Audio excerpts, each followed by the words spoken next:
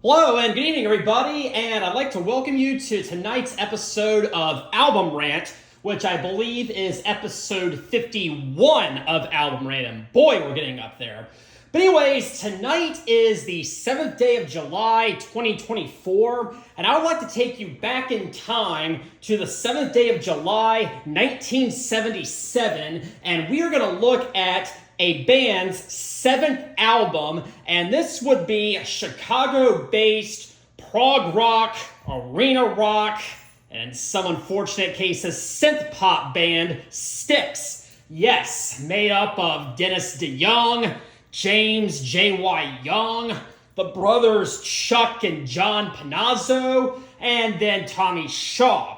Now, to kind of figure out where we got here, and this is my first actual Album Rant episode dealing with this artist, so we have a lot of ground to cover, so I have a lot to say right here. But believe it or not, this band actually dates all the way back to the early 60s. Yes, two twin brothers by the name of Chuck and John Panozzo were playing their instruments. They were 12 years old at the time, and their neighbor by the name of Dennis DeYoung, who was 14 at the time, came over, they started jamming, and they started having lots of fun together.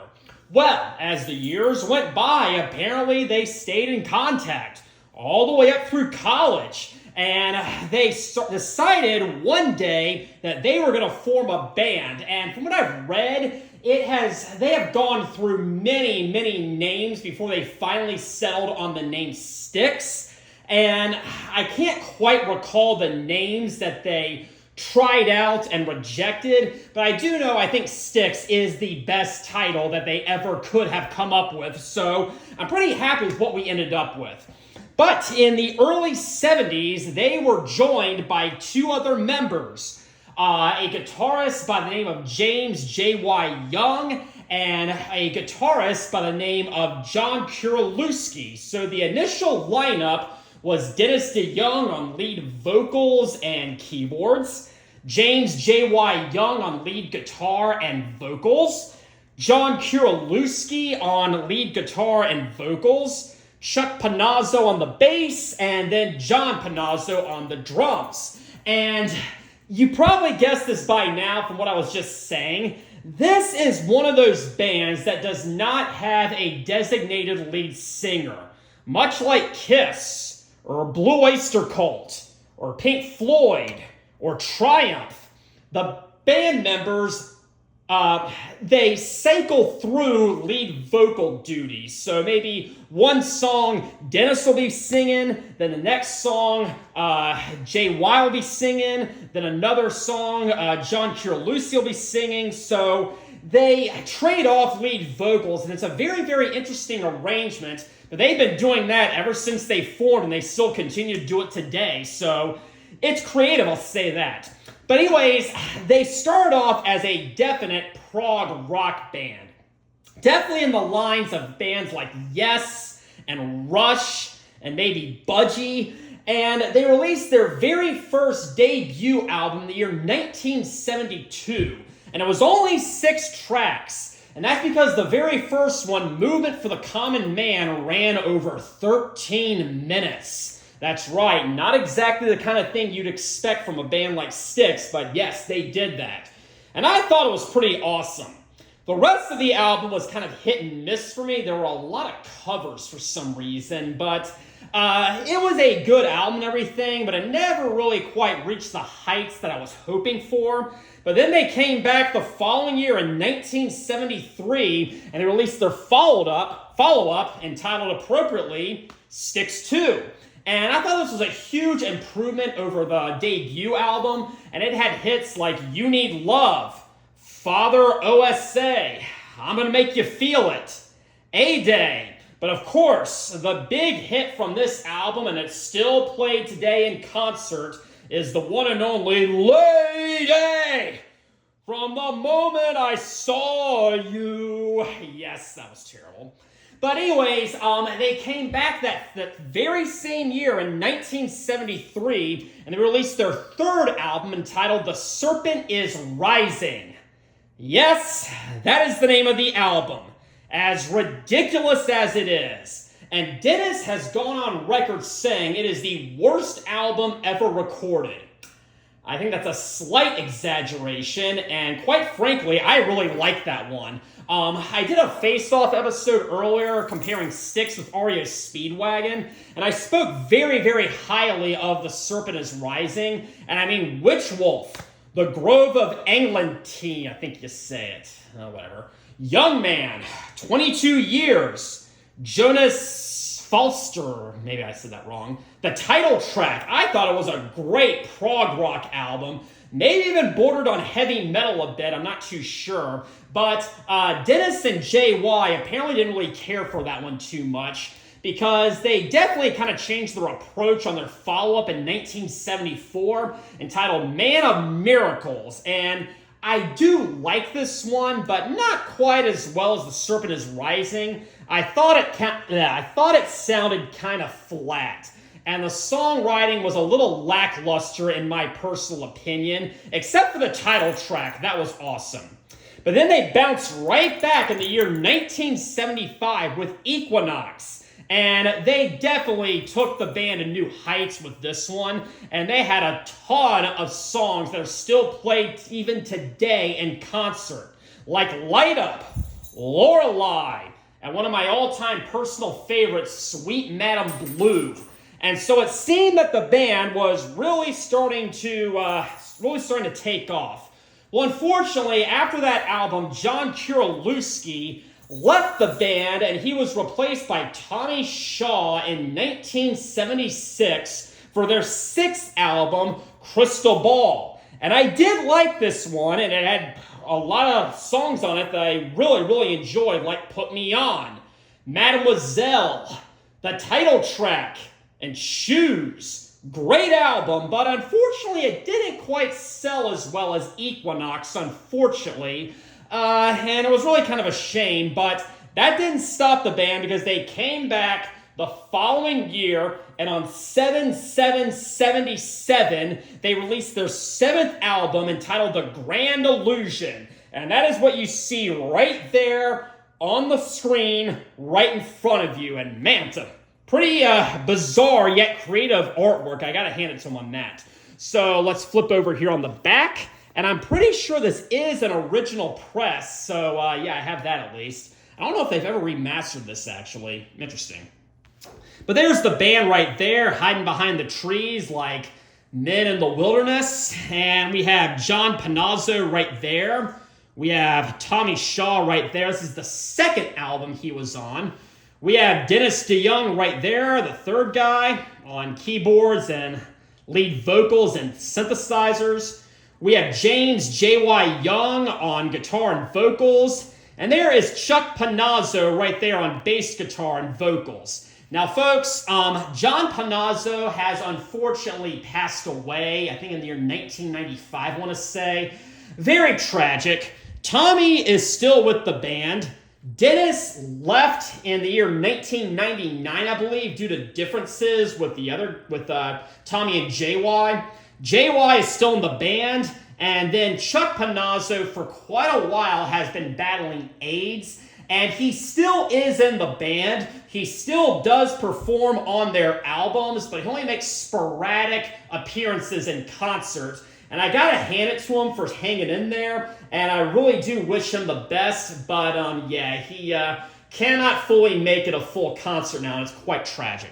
But anyways, let's go ahead and look over here at the track list. And this is side one, and it all kicks off with The Grand Illusion, the title track. And it's a very, very creative song, I gotta say. And when it first starts out, I gotta be honest, it sounds a lot like a circus parade. And first time I heard it, I was like, I'm not quite sure if I'm feeling this too much. But I gotta tell you, after like the first 30 seconds or so, yeah, the intro could have been better. It absolutely rocks. It stops for a second, and then Dennis comes in. This one is sung and written by Dennis, by the way. He just comes in and he's like, "Welcome to the Grand Illusion. Come on in and see what's happening. Pay the price. Get your tickets for the show." Dome da dome da da da da dome da dome da da da da dome. And wow, I was hooked very much after the first time I heard that, and it absolutely rocks. It has a very, very good midsection where basically there is some killer guitar work from both Tommy and JY. They have these two battling guitar solos going on, and I absolutely love it. It's a great song, and the outro absolutely rocks, and it hits that emotional punch that I was definitely looking for. Now, I just very pathetically tried to sing it, and I know I kind of stumbled over myself there. I'll try and do that again. But the thing is this. Every time I have heard Styx with Dennis DeYoung perform this, and every time I've heard Dennis DeYoung in his solo career perform this, they change the arrangement for some reason. I'm not really sure why. Like, he comes in and he goes, "Welcome to the Grand Illusion," and then it goes do do do do do do do. I'm like, why didn't you just keep singing? Then he comes in back in and goes, "Come on in and see what's happening." Then he goes do do do do do do do. I'm like, dude, just sing the song. Fortunately, the current incarnation of Styx does not sing it like that.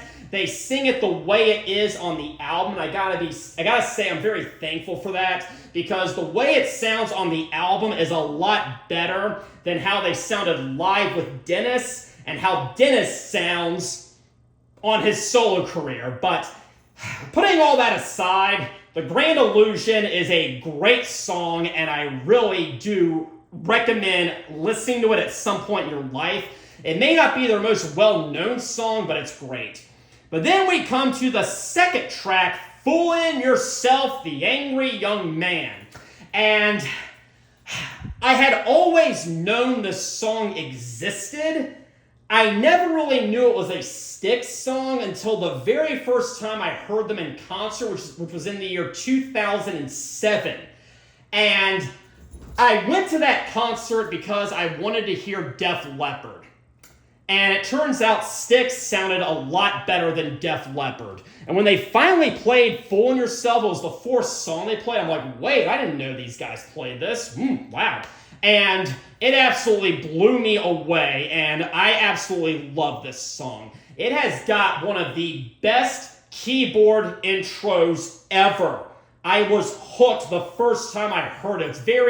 It's very mystical in a sense, but it just totally works. And then it comes out after that after that keyboard intro, and it's got a nice acoustic beat to it. And Tommy writes and sings this one, and he is just on point, I am telling you. In the middle, there's a very good bass interlude. It goes doom, doom, doom, doom, doom, doom. Then the keyboards start picking back up, and it's just incredible. I highly recommend this song.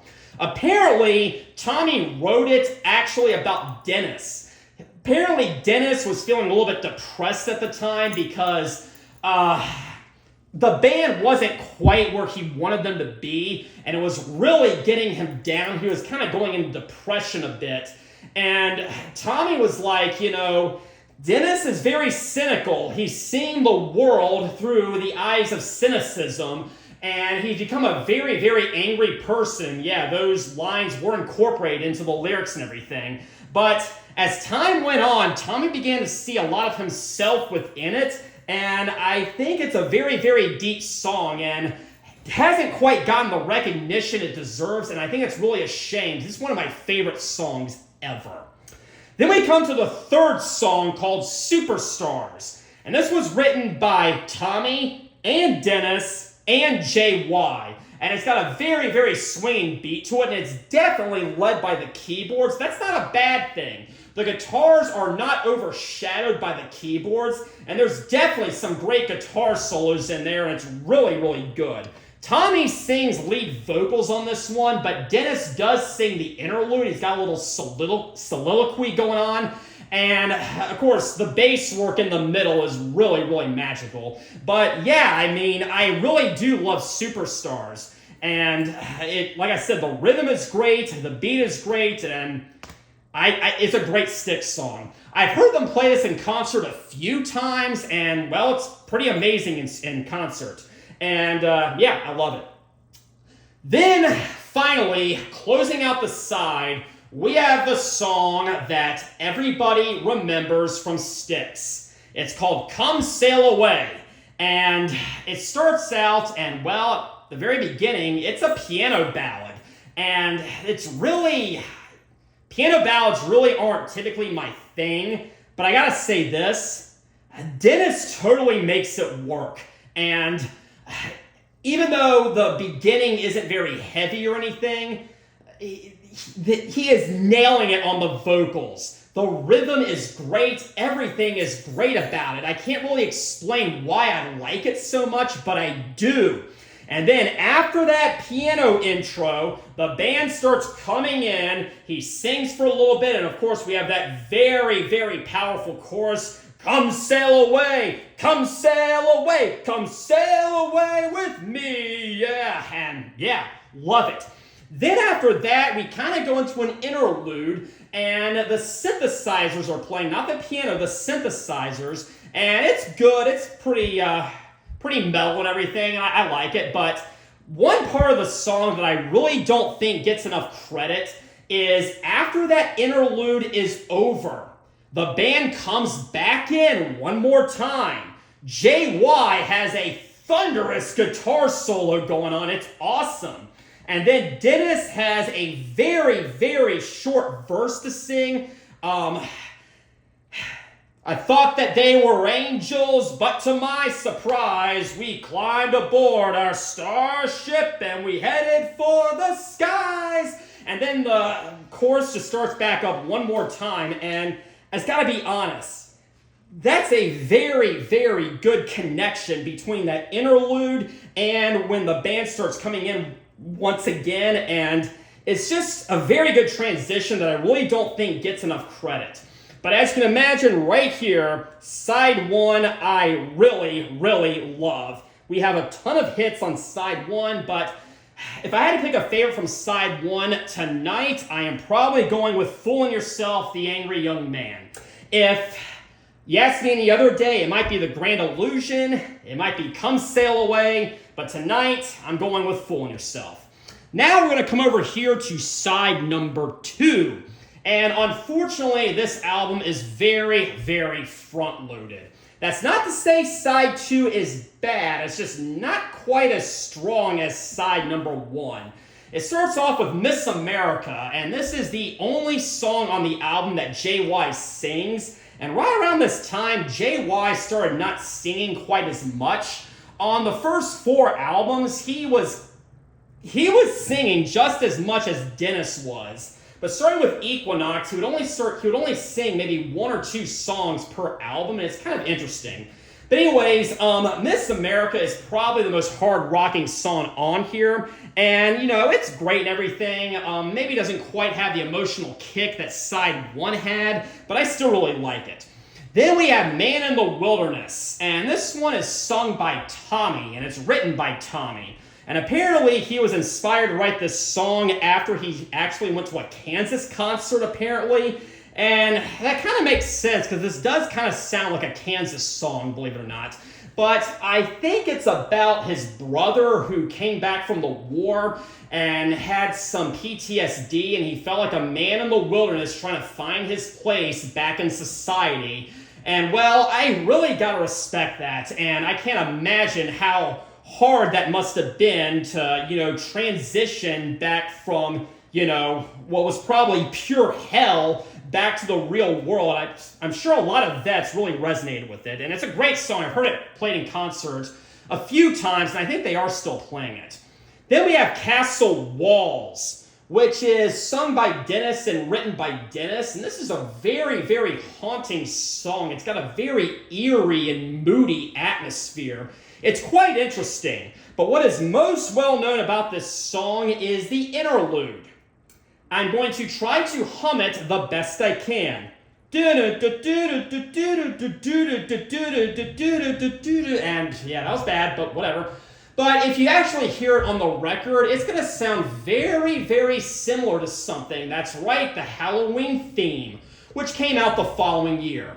I do not know if they based the theme off of a Styx song. Maybe Dennis heard the theme in advance and decided to write a song that incorporated it into it. Maybe the two have no connection.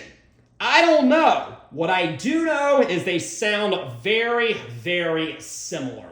And then it all concludes with the grand finale, which is mostly a reprise of the Grand Illusion and actually incorporates bits of Superstars into it also. It's a little bit disposable, but you know, it does round out the album pretty well. But Miss America is probably my favorite from side number 2, but I really think I like every single song off of side 1 more than every single song off of side 2. That is just how strong side 1 actually is. And that is going to conclude my review of the Grand Illusion, as y'all can see right there. And do I recommend this album? Very much I do.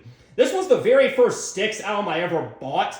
I bought a greatest hits first, of course, naturally. And then after that, I went out and started buying all the albums. And I started with this one. And well, I could not have picked a better one to start with because this album is Styx at their very, very best. Now, as far as Dennis goes, unfortunately, starting in the year 1979, not too long after this, in my opinion, he kind of flipped his lid. He wanted to dive more into synth pop and disco music, and it was, in my opinion, really, really bad.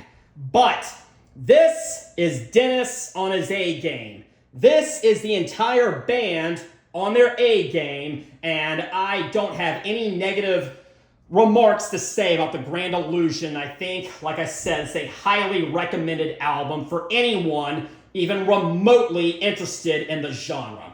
So anyways, thank you all for joining me tonight on Album Rant. Next week, we're going to rock till we drop. But until then, have a very pleasant evening.